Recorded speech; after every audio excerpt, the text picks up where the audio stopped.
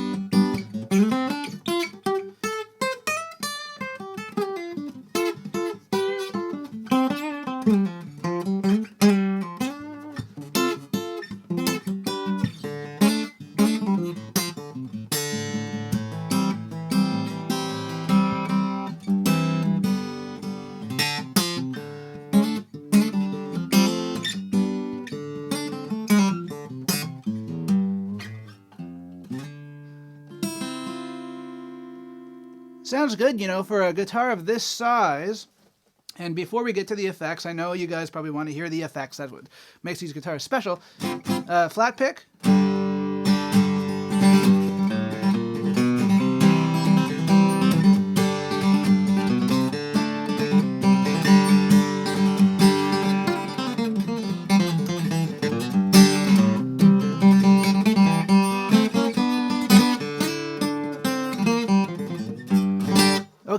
Okay. So it is on its own a great acoustic guitar, you know, for the price, right around $800 or so here in Canada.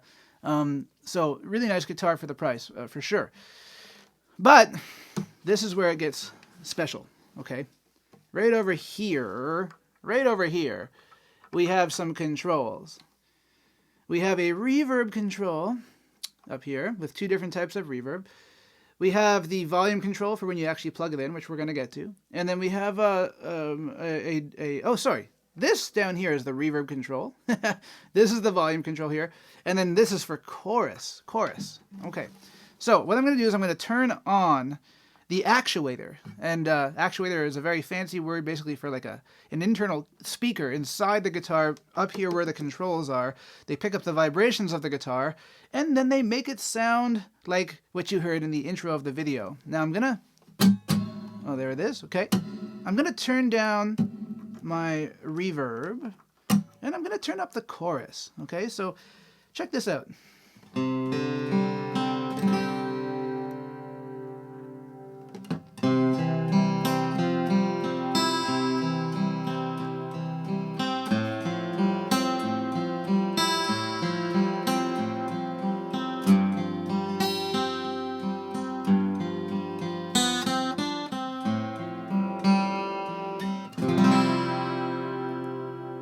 It's like instant 80s, right?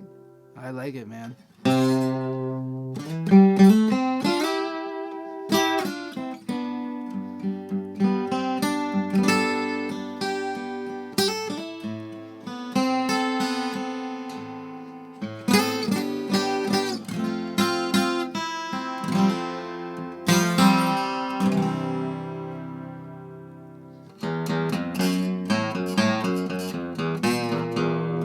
You know, you can get all those kinds of sounds.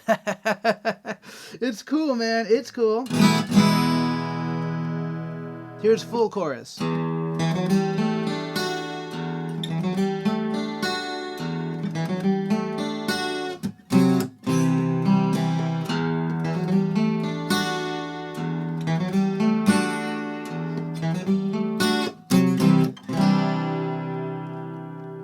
I'm going to turn down the chorus, and then here comes the reverb. This is the first type of reverb that we have. Here it comes. Oh, where's that reverb at? There it is.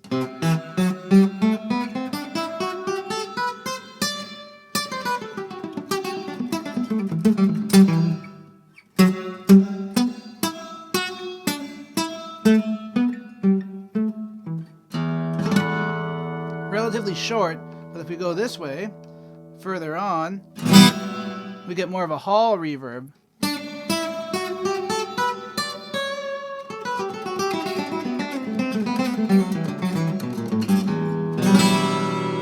I can turn it down a bit.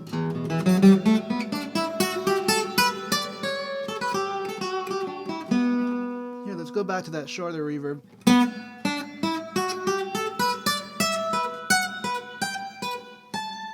Let's turn on the chorus again, too.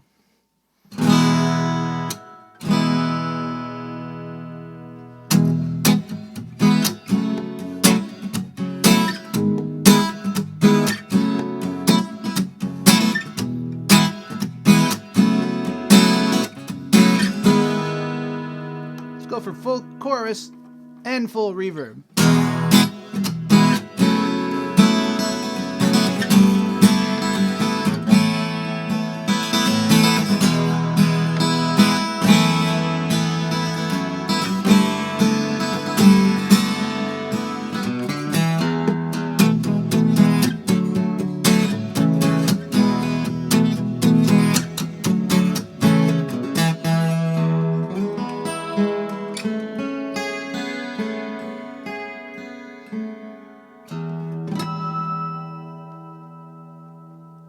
So all of this is happening without me even plugging in the guitar.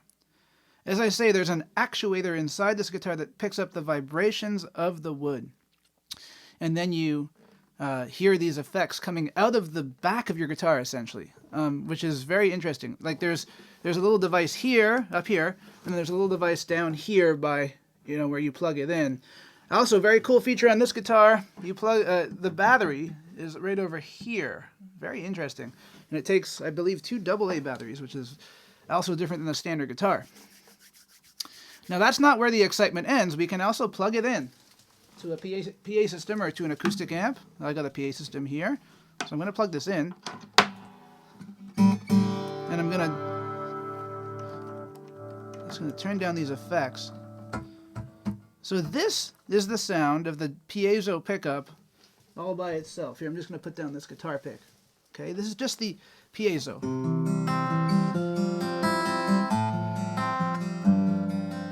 Well balanced as far as piezos go.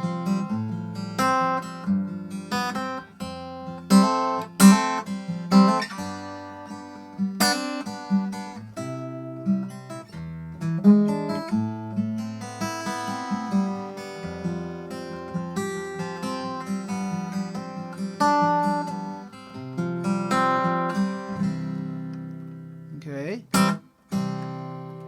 But then we can bring in the effects. Here's the chorus.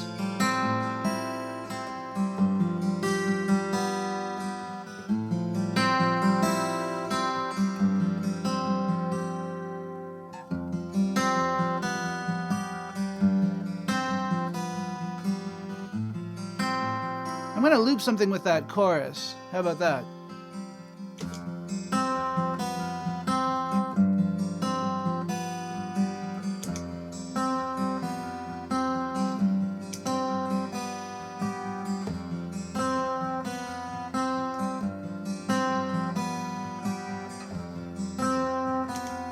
Now I'm going to turn off the chorus, bring in some reverb.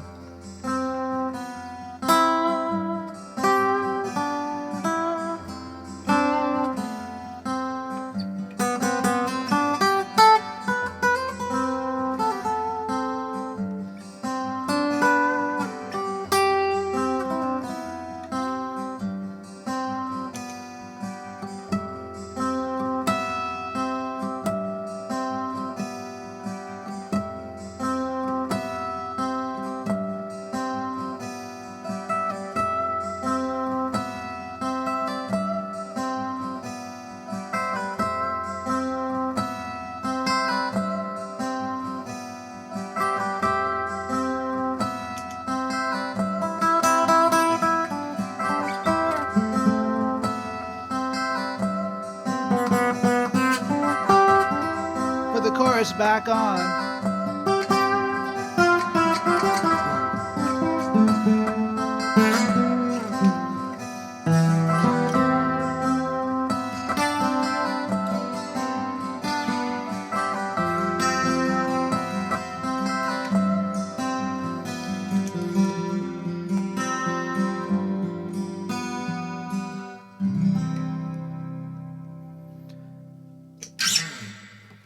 Okay, unplug. Interesting guitar. Interesting guitar. This guitar is not for me, okay? And the reason why I say that is because I'm a guitar player who plays with pedals. I have a good collection of them. And I also record. So if I want sounds like that, I just go into my recording interface or plug into my pedal board and go to the gig and get whatever sound I want. And I have more control over those sounds because I have pedals to get those sounds. This guitar is not for me, but it is for the home player who doesn't care to have pedals, who doesn't have any desire to have pedals, who wants to sit on their couch and get some really interesting sounds. It's for the gigging musician who doesn't want to lug around a whole bunch of pedals. To me, it's actually for the gigging musician, probably like a busker, you know, someone like that, who wants to have interesting sounds at their disposal, but doesn't want to schlep around a whole bunch of stuff. Maybe someone who's playing in bars and doesn't want to bring their expensive pedal board and have, you know, risk having a drink spilled on it or someone step on it or whatever, right? This guitar is for people like that. And for people like that, it's an amazing instrument. And I actually get it now, you know? I did not get it at first, but I do get it now. And I gotta say, for what it is really impressive, and it is really interesting.